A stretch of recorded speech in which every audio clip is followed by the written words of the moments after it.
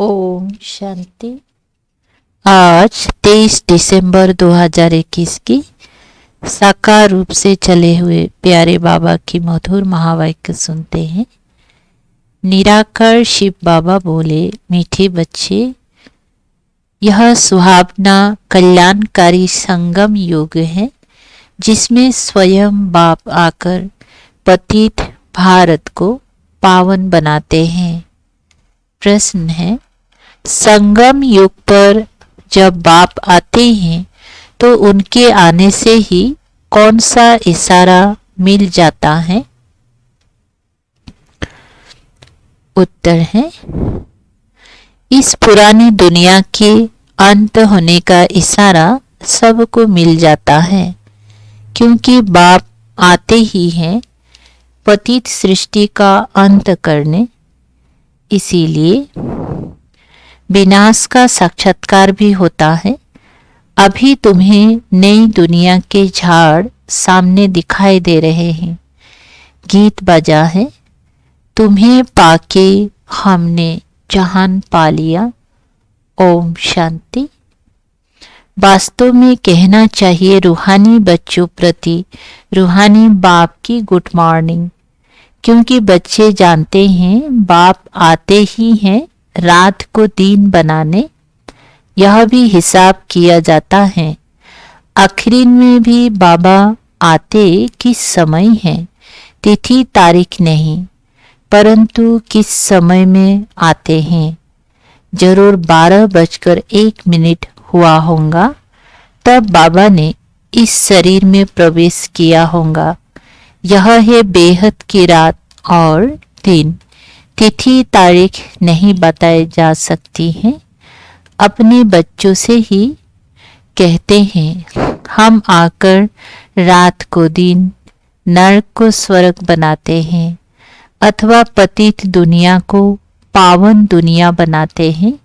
समझ में आता है कि बाबा का आना रात्रि को ही कहा जाता है। शिवरात्रि कहते हैं ना, आते ही है रात को दिन बनाने। उनकी कोई जन्म पत्री है? कृष्ण जयंती की भी तिथि तारीख कुछ नहीं है, क्योंकि उनको बहुत दूर ले गए हैं। यह किसी को पता नहीं है कृष्ण का जन्म कब हुआ। संबद्ध तिथि तारीख कुछ नहीं है, बाकी सिर्फ रात को मनाते हैं।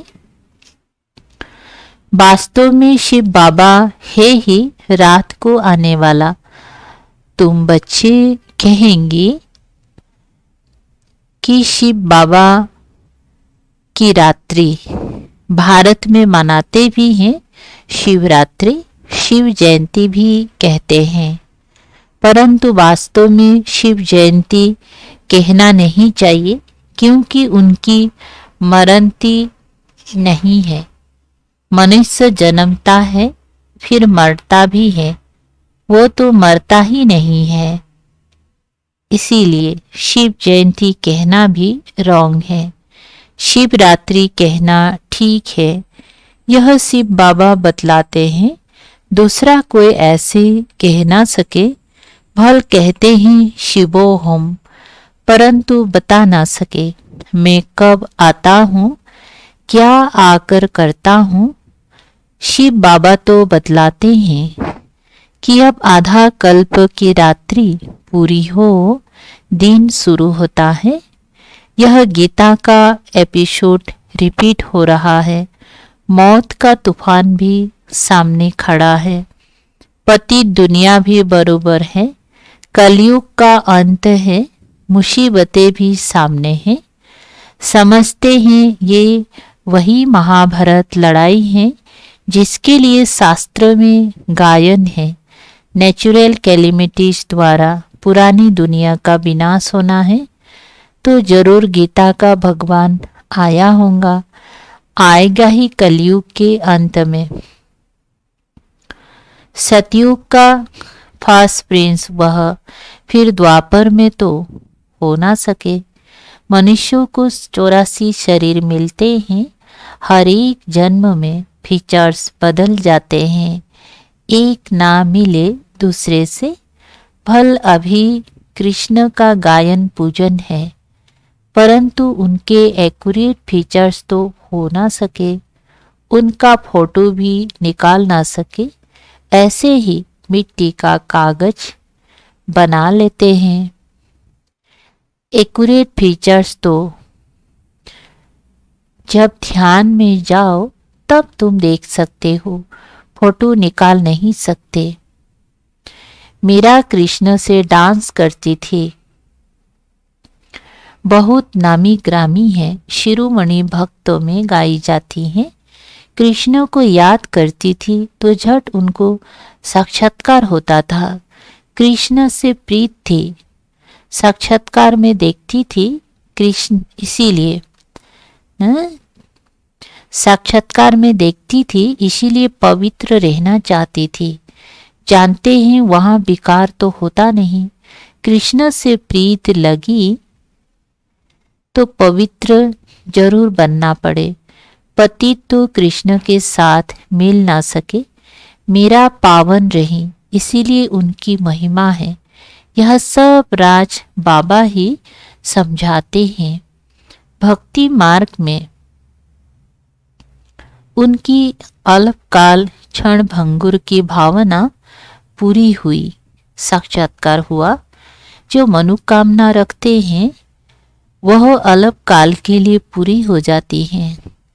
अनेक प्रकार के देवताएं आदि हैं, उनका साक्षात्कार चाहते हैं तो ड्रामा प्लेन अनुसार वह मनोकामना पूर्ण हो जाती है। भक्ति मार्ग की भी नूंद है। वेद शास्त्र पढ़ते, माथा मारते तो भी मुक्ति जीवन मुक्ति में जा नहीं सकते। आगे बनारस में जाकर काशी कलवाट खाते थे, समझते थे शिवपुरी अर्थात मुक्ति में जाए, परंतु जा नहीं सकते। मुक्ति में ले जाने वाला है ही एक बाप, उनको ही मुक्ति जीवन मुक्ति दाता कहा जाता है। दूसरा कोई ले जा नहीं सकता। सतयुग में लक्ष्मी नारायण का राज्य था तो जीवन मुक्ति थी, जीवन बंध नहीं था। बहुत थोड़े आदमी रहते थे।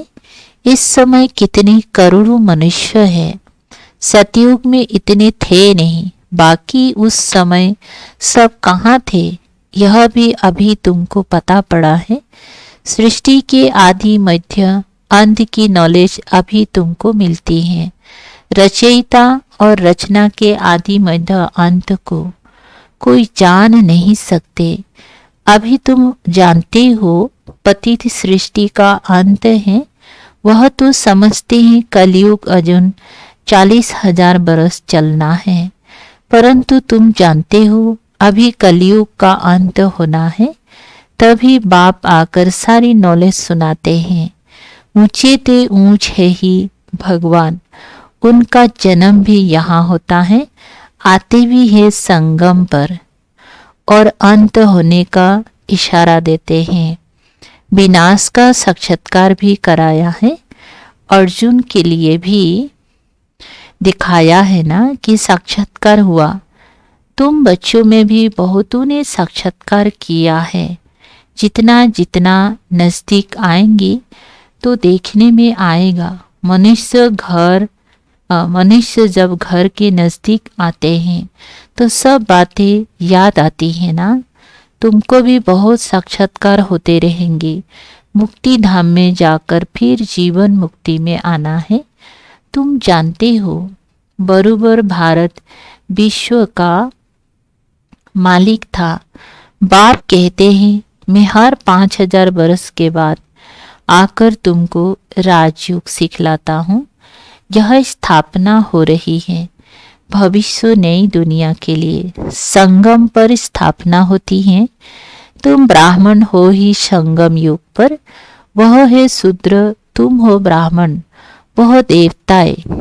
यह बातें कोई शास्त्र में नहीं है। मनुष्य थोड़े ही जानते हैं कि संगम किसको कहा जाता है। इनको कल्याणकारी सुहावना संगम युग कहा जाता है, जहाँ से पतित भारत पावन बनता है। बाप भी कल्याणकारी हैं, आते भी भारत में हैं। बाप कहते हैं, अभी तुम्हारे 84 जन्म पूरे हुए, अब तुम पतित हो, एक भी पावन नहीं, सब भ्रष्टाचारी हैं, बेकार से पैदा होते हैं। तुम श्रेष्ठ देवी देवता थे, फिर क्षत्रिय वैश्य शूद्र बने, अभी ब्राह्मण बने हो, फिर देवता बनेंगे, फिर अंत में आकर प्रजापिता ब्रह्मा मुख द्वारा स्थापना करते हैं। किसकी? स्वर्ग की, देवी देवता धर्म की। तुम यहाँ आए हो देवी देवता बनने, देवी गुण धारण करने।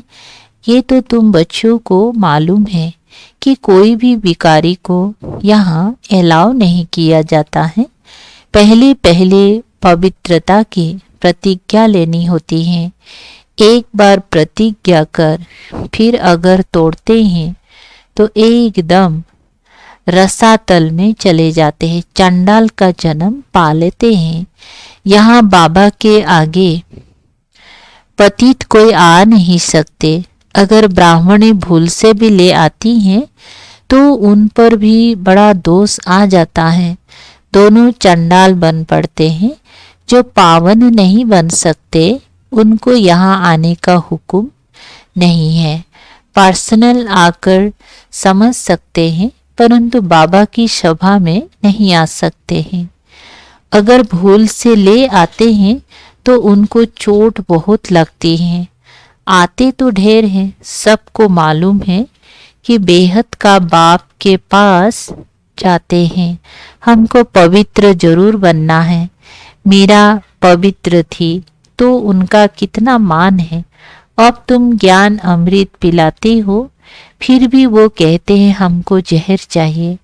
अवलाभ पर कितना अत्याचार करते हैं 20 के लिए।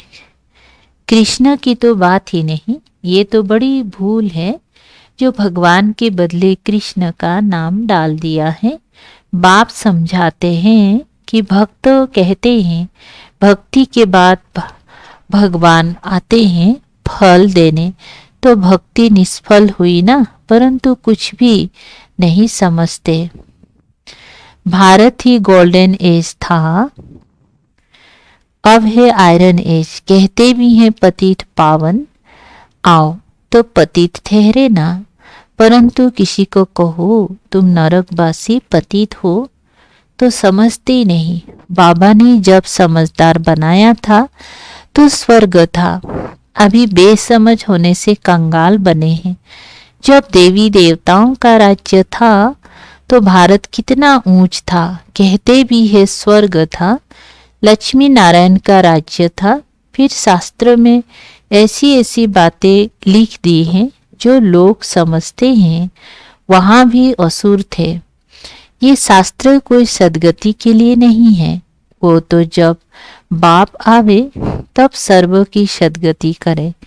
यह है रावण राज्य, तब तो चाहते हैं राम राज्य हो। ये नहीं जानते कि रावण राज्य कब से शुरू हुआ है। ज्ञान सागर बाप तो सबको सदगति में ले जाते हैं। ये समझने की बातें हैं। हर एक आत्मा को अविनाशी पाठ मिला हुआ है। आत्मा शांति धाम से आती है इस पृथ्वी पर पाठ बजाने। आत्मा भी अविनाशी, ड्रामा भी अविनाशी, उसमें आत्मा अविनाशी एक्टर है। परम धाम की रहने वाली है। 84 जन्म गाए हुए हैं, वो तो 84 लाख कह देते हैं। परमात्मा को पत्थर भीतर में कह देते तो ग्लानि हुई ना। बाप भारत पर उपकार कर स्वर्ग बनाते हैं, रावण आकर अपकार कर नरक बना देते हैं। ये खेल है दुख सुख का। यह है कांटों का जंगल। बाप आकर कांटों को फूल बनाते हैं। बड़े से बड़ा कांटा है काम विकार।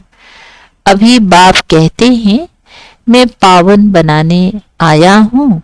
जो पावन बनेंगे वही पावन दुनिया के मालिक बनेंगे। बाप आया है सहज योग सिखलाने। कहते हैं मुझ अपने मासूक को याद करो। सभी आत्माएं एक मासूक पर आशिक हैं।